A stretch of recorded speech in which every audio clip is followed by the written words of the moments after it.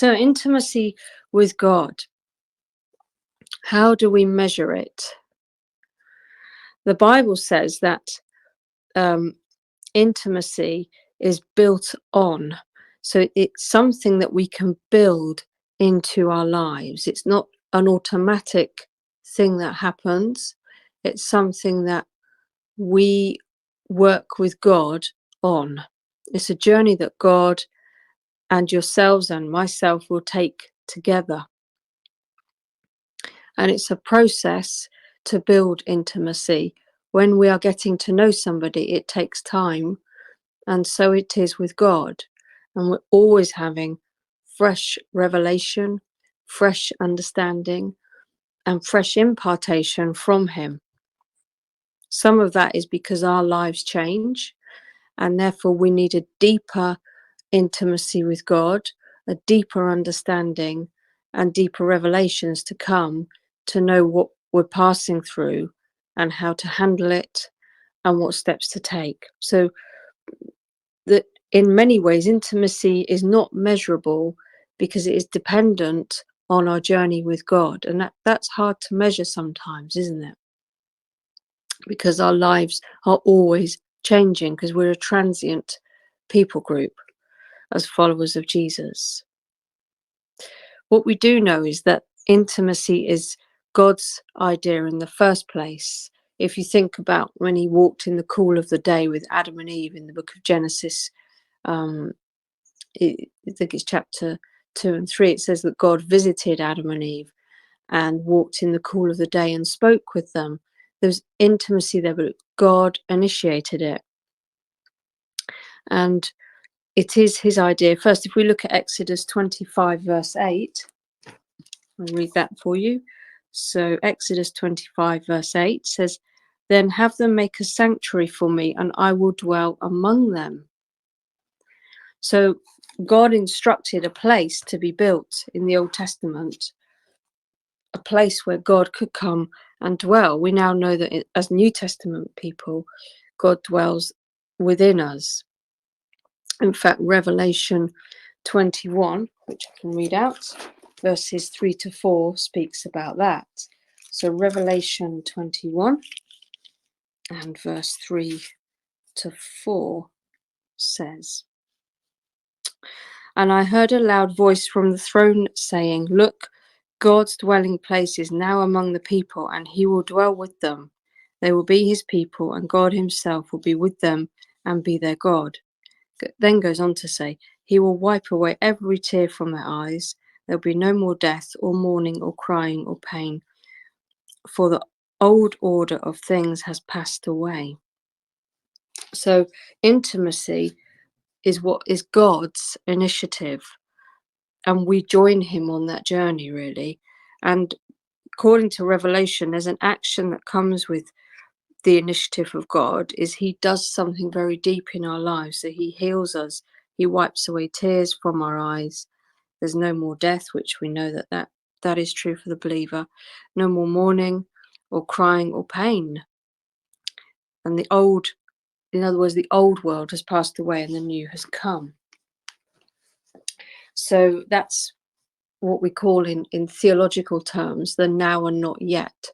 So it's happened now, it's true now, and yet we don't always fully see that present yet on the earth. It's a process that is occurring as we live throughout our lives, and as other generations have lived ever since the work of the cross. That journey began of the new world coming, because God is always restoring things to Himself. So it's not our initiative, it is God's. So I find that quite fascinating, that God wants to have intimacy with myself, and He waits for us, I think, often, because often we struggle to sit still, we struggle to calm our minds, we struggle to be disciplined, we struggle to, we have the desire, but we struggle to with self-discipline in our own moments, don't we? So what we could say is we struggle, but God is always waiting. And it's just about turning our head slightly to see God waiting, and then reconnecting with him all the time and in that intimate place. And it could just be like having a small conversation with God, or even maybe sometimes when we don't have words to say because of maybe what we're passing through is very difficult, we connect with God in intimacy through our thinking. So we there's like an intuitive flow of thoughts that can happen, that we can speak to God without verbalizing it, if that makes sense. Because often what are we to believe that the mute people in the world, the ones that can't speak, can't have intimate relationship with God? They can, but they use different ways of communicating and different ways of hearing, don't they? For the deaf person will hear differently to someone who can hear in the natural. That's just interesting, isn't it? Fascinating things. So God's dwelling place is with us. Another verse is Isaiah 57, verse 15, which says, I live in a high place. This is what God said. I live in a high place, but also with the one who is contrite and lowly in heart, and also with the humble. So God lives in a high place, but he also dwells with those of us who are humble. That's in the book of Isaiah 57, verse 15. So we are now the temple, aren't we? We know that we are seated in heavenly realms, which is Ephesians 2, verse 6. You see, often we think that God is up, don't we? And we have to reach out to perform, to get him to notice us. But it's not that he's up, it's both. He is up, but he's also within us. And I just wrote this little quote down. It's not about the position. So there's no gap between God and ourselves. There's no chasm, gap. So like you have two big valleys, there's no gap in the middle where God can't cross over. There's no gap between God and ourselves. God is not distant, because the truth is that he dwells in us. But it's sometimes that we are distant from God for some reason. The human heart, the human nature, fear, anxiety, busyness, can be anything that keeps us distracted from God. So it's about our position in God is intimacy, and it's not based on performance. There's nothing we can do to attract God to be intimate with us. He just longs for us to sit and be with him, which I love, really. It makes it very doable for us to be intimate with God, because it means we don't have to go to 100 prayer meetings in a week. We can just sit and be with God. You don't have to perform in any way. And worship is what draws us closer to being intimate with God. Worship tends to break down the walls around our hearts, because there's something about singing and dancing that releases caught up emotions in us that would prevent us from being intimate with God. If you're married and you have maybe you're displeased with your husband or wife, and not necessarily have an argument, you just have maybe a resentment that comes in your heart, or a feeling that comes in your heart, and then sometimes you're so like upset with them that you can't look at them, or you can't speak to them. It's that, isn't it? But you can't quite articulate or put your finger on why you have these feelings, but they're there. And then those feelings keep us locked in that prison, which creates distance. So if we can take the prison walls down by singing and dancing and being joyful, then that is helpful for our intimate relationship with God. as it works in the natural with our own relationships, so it would work in the spiritual with God's relationship with us. Jesus was intimate with the Father all the time. As we see in the New Testament, he got up early in the morning to go and pray. That's intimacy. He was drawn to pray. He was close to his Father. That's intimacy. And he knew all the things that God spoke about the Father. Because he drew close to God the Father, God was able to speak to him intimate truths, where to go, how to be, how to do battle on the earth while Jesus was alive. He spoke those things to him from being in that secret place of intimacy. And then Jesus shared those things with the disciples, which, as we go on through reading the New Testament, you see that comes out in the books of the apostles. So if Jesus needed to be intimate with the Father, how much more do we? And Jesus, there was no sin in him whatsoever, but he was fully human. So we can overcome the battles of our heart. That's what that tells me, which is lovely, isn't it? So being in the center of God's will for our lives, I think, is what we can define as intimacy, isn't it? So if we know we're right bang in the center of God's will today, tomorrow, and the next day, then we know that we are being intimate with our Father. We're in obedience, we are being holy, we are sacrificing our lives as much as we know how to, in accordance with what he would desire, which really, all he really desires of us is to be close, and then everything else comes out of that closeness. So let's look at some foundations of intimacy. We know that the foundation of intimacy is built by God. It's his design. We've just read that. 1 Corinthians 6, 9 to 11. Let's look that up. 1 Corinthians 6, verse 9 to 11. I think this is right. Yeah. So it says this. Yeah. Just check that it's 1 Corinthians and not 2. 9 to 11. Yes, so it's 1 Corinthians 6, 9 to 11. Okay. Or do you not know that wrongdoers will not inherit the kingdom of God? Do not be deceived.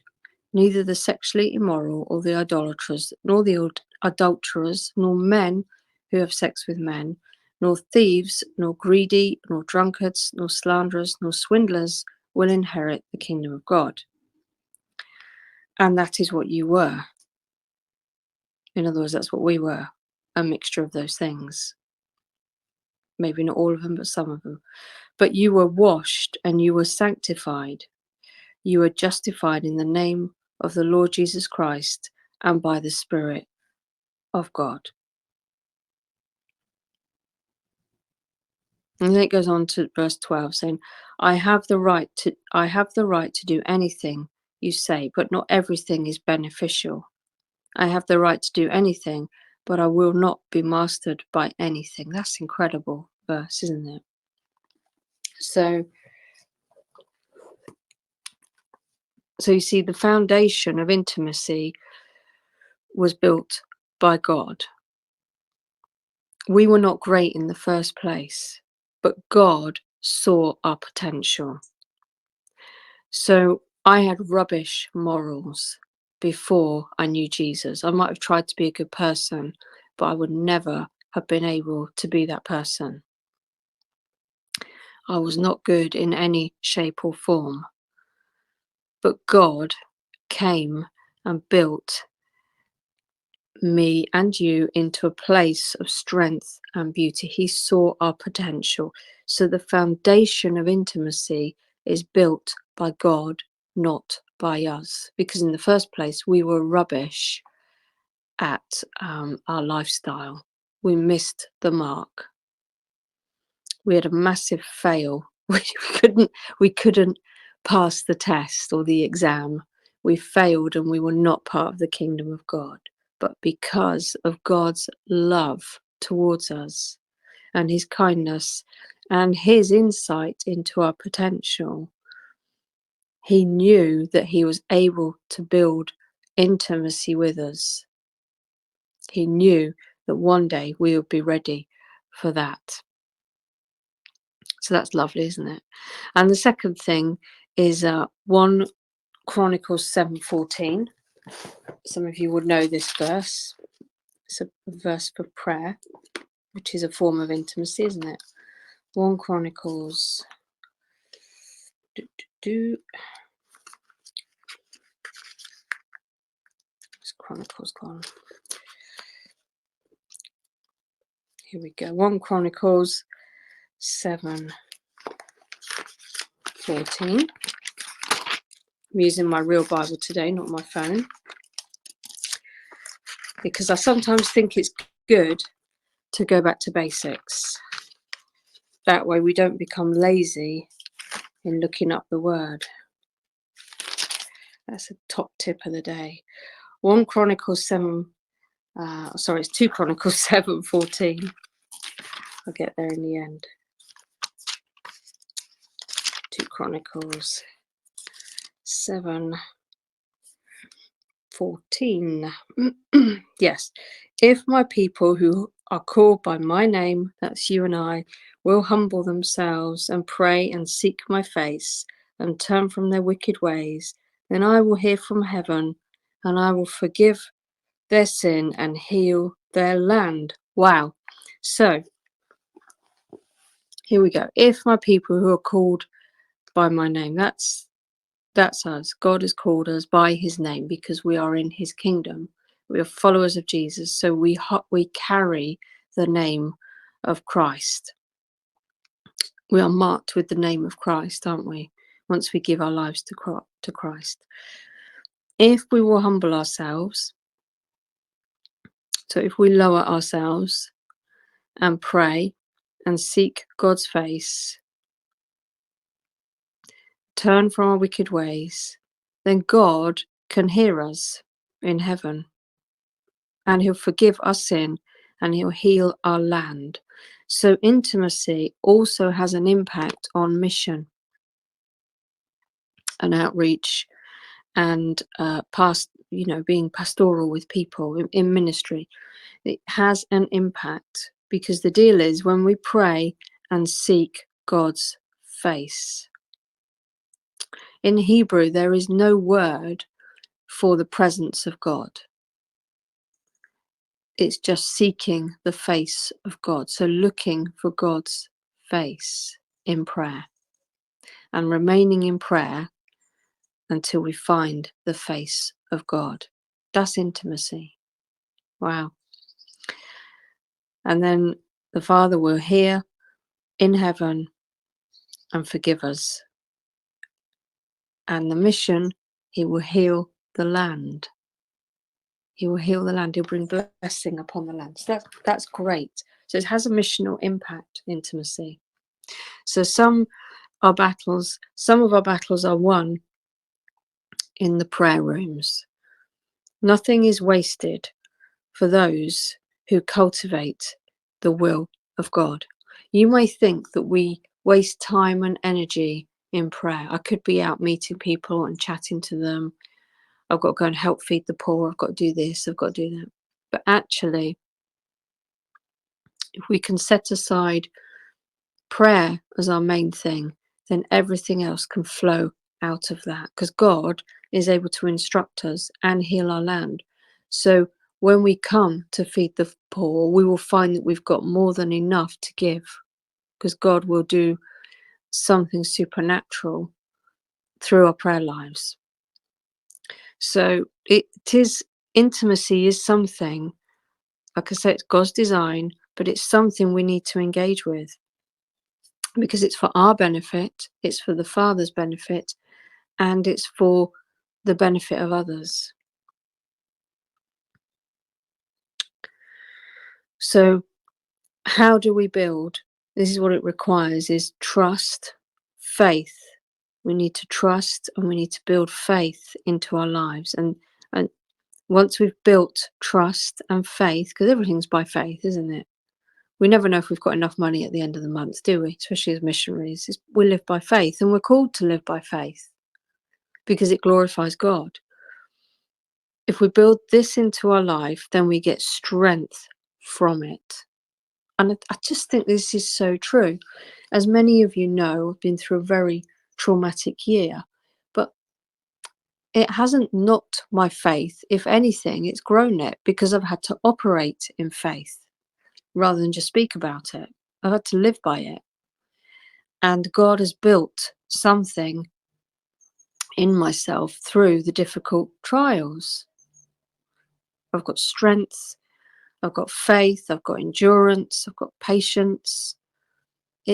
God has worked something in my life intimately through a very difficult, traumatic time. So don't resent the difficult times. Know that sometimes God doesn't send them, but he uses them to design us on the inside. So the third thing is that we build intimacy with God. So first of all, the foundation is laid by God. Secondly, God draws us to himself. He does something. He builds strength into us. We get our life base from intimacy. We get our instruction. We get everything from it. And the pleasure of being in relationship with him. We get joy from it. And the thirdly is we build on it ourselves as well. And so if we think about in the context of church world, those of you that are pastors and leaders,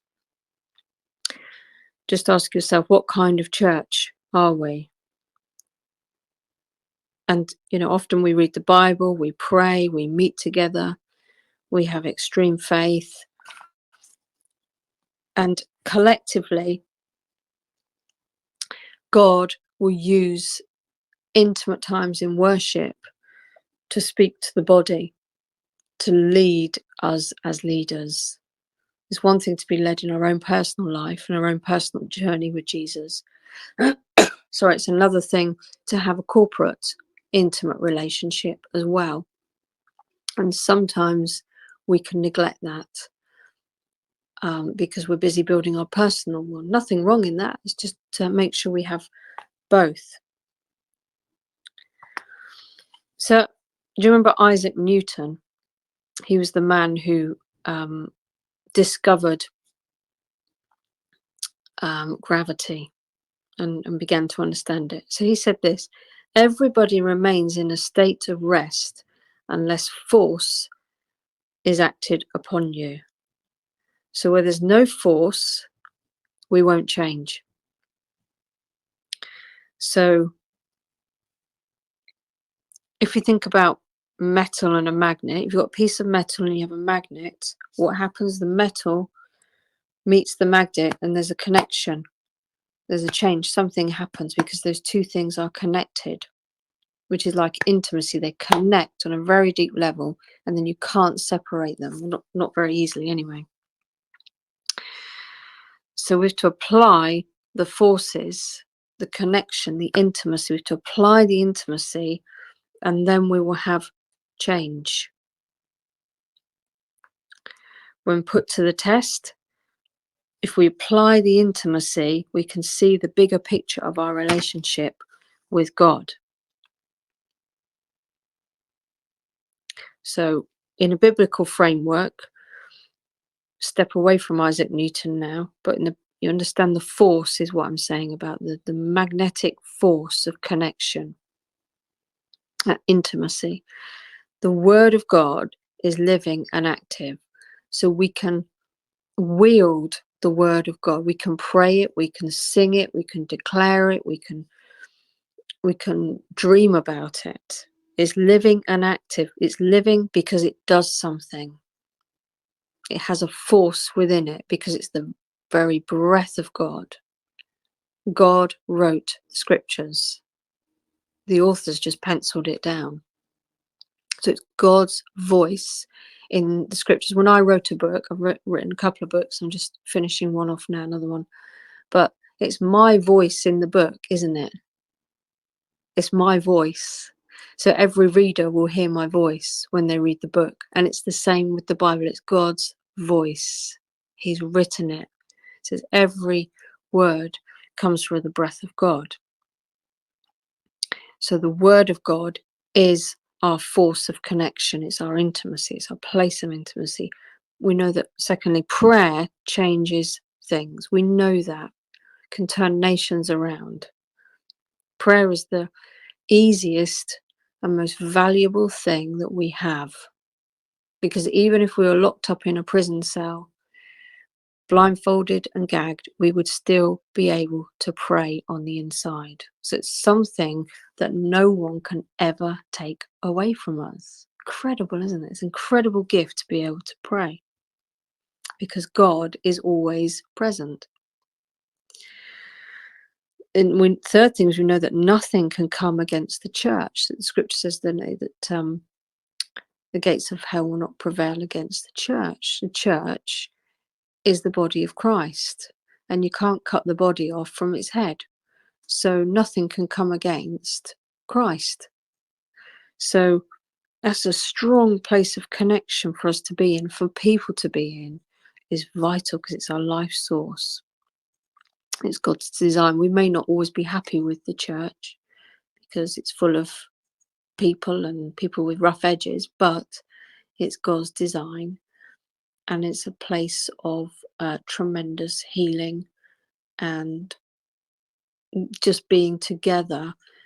When we meet and sing together and pray together and hear the word of God together, the demons shake because it's something we don't understand. It's a supernatural thing. And then finally, the force field of faith moves mountains. So our faith that we cultivate, God gives us a gift of faith as a seed, and then we have to grow it. Like if I plant a tree in the ground, without water and care and the sun, the tree won't grow, will it? So we have to do something with it. We have to care, water that seed of faith, experiment, try some things out, grow your life.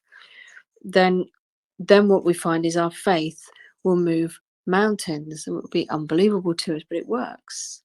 And Jesus said, if you say to this mountain, be moved in my name, and you believe in your heart, it will be done. So, and with God, anything is possible because of the intimate relationship.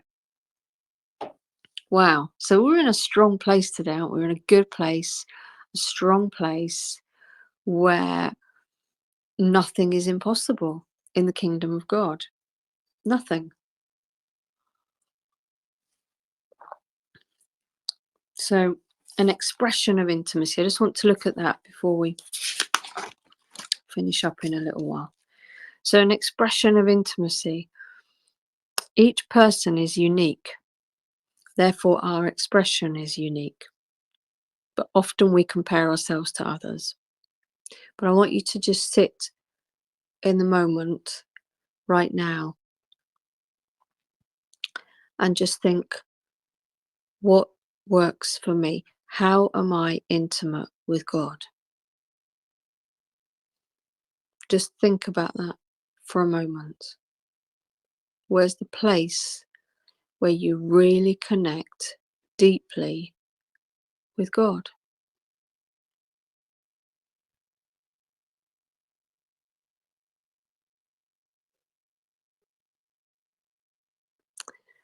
It may be the last time you noticed him speaking to you. Where was that?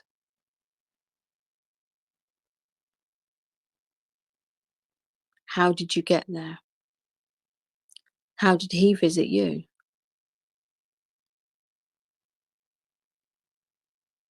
So where was the last place that you heard the voice of God? Where was the last place you felt the peace of God?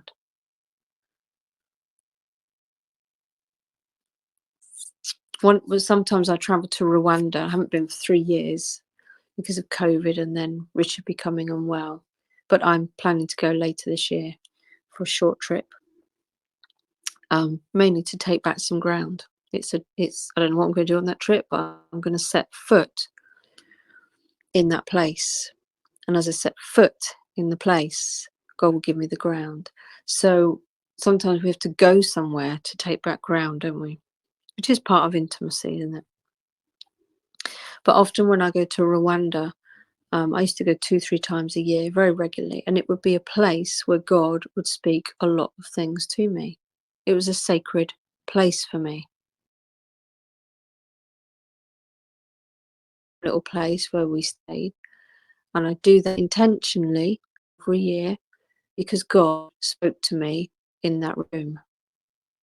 I have another room in the south of England with some friends, and God spoke to me about my calling there originally, which is to go to the darkest places in the world. That's what God spoke to me.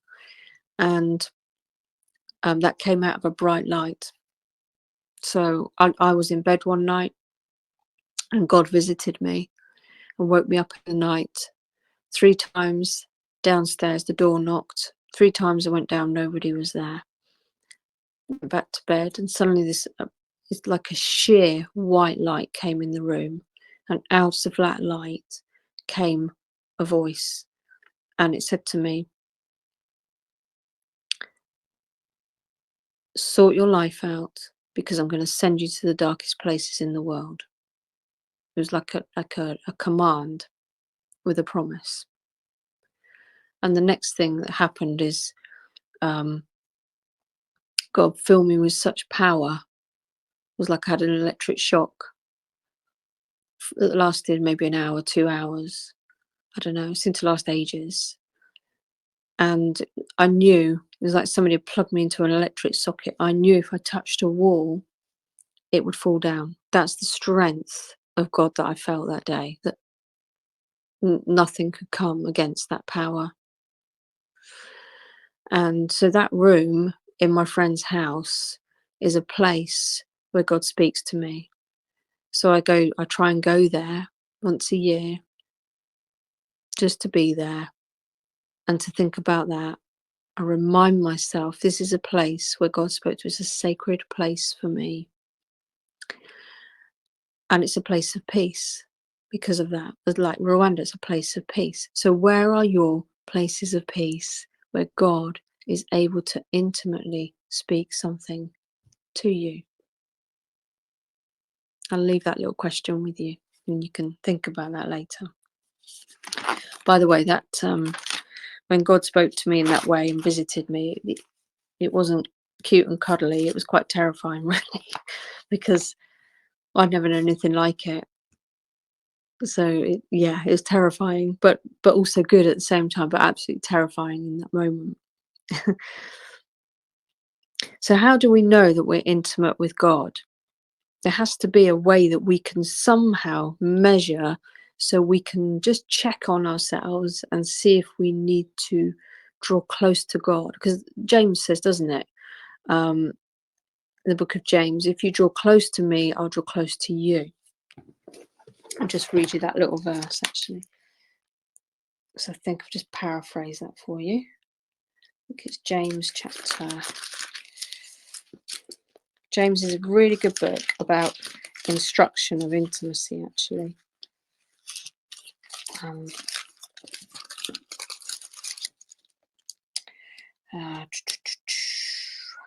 won't be able to find it now. I'm sure it's because it's speaking about trials and temptations. It talks about where is it? It is in the book of James, anyway. I do know that.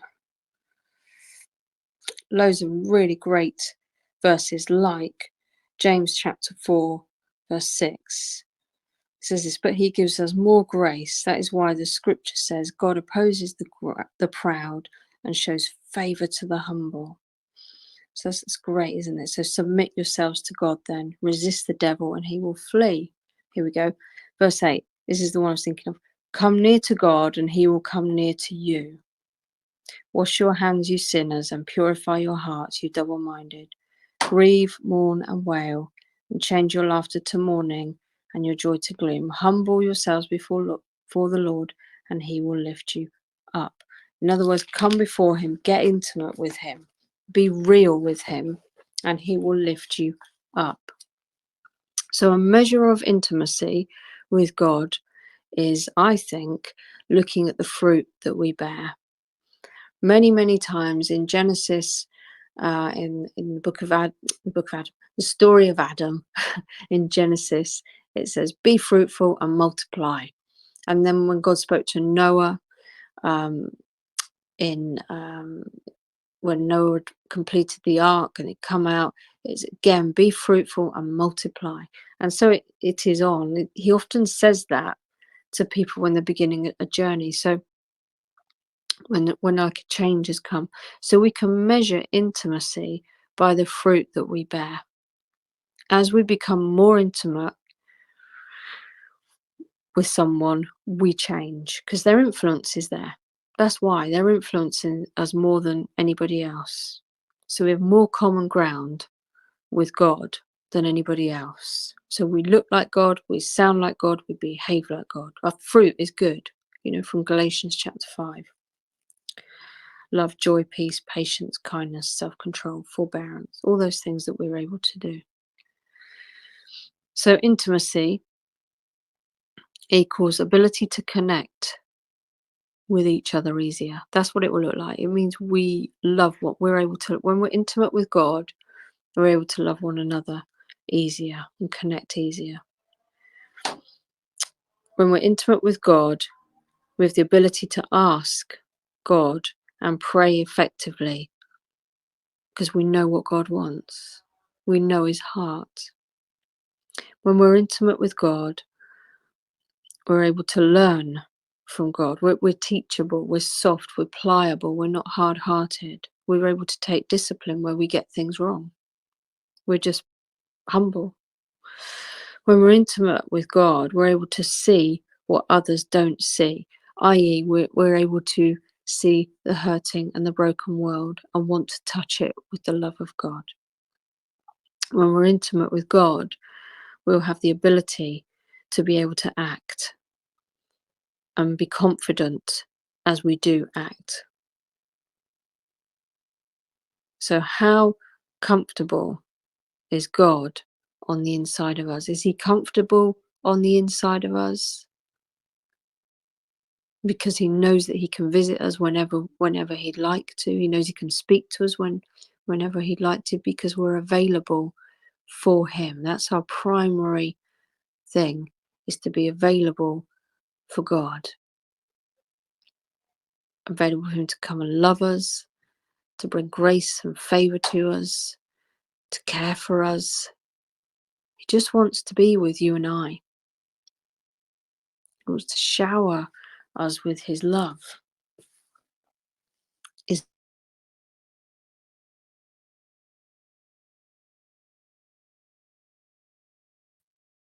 So my prayer for you today is that we would experience God in such a way that our lives would be different, that we would be drawn to be with him and allow him to visit us, and to set aside time, space in our, not necessarily physically, but in us, time and space within us, our availability on the inside to connect with him, to let him love us, to let him share things with us, to let him speak to us about situations, to let him speak to us about the things of heaven, to let him speak to us about what's going on in the earth or with other people's lives that we need to go and touch, heal, and set free. So I pray you've been encouraged today. I have. I always am, by being here with you. But I also pray that you really take time to think about this message and to grow your relationship with God. But remember, it's God's initiative. He's just waiting under the tree for you. He's just waiting there. thinking maybe today they'll come. Maybe today they'll come. Maybe tomorrow they'll come. But I'll wait until they come. So let me pray for you as I finish. If you have questions afterwards, I'd love it if you asked, or comments or thoughts. That's also great. Contributions are great. It's part of our learning together. So let me pray first. Heavenly Father, I thank you for the work that you're doing in all of our lives. Father, I pray for those scriptures to become true to us,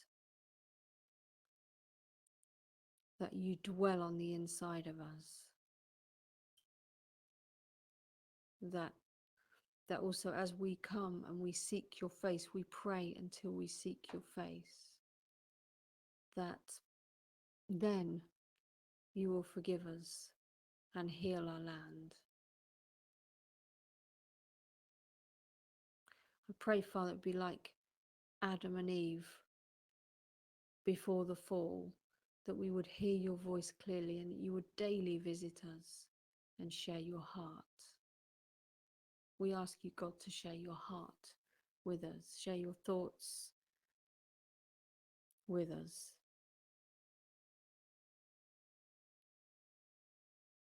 Show us your love and compassion and care, and build rest and strength and courage into each one of us, I pray. Bring a sense of deep, deep peace that, as the scriptures say, the world will never understand, but that deep, deep peace where we can operate from each day in a really healthy way. And I pray these things in Jesus' name.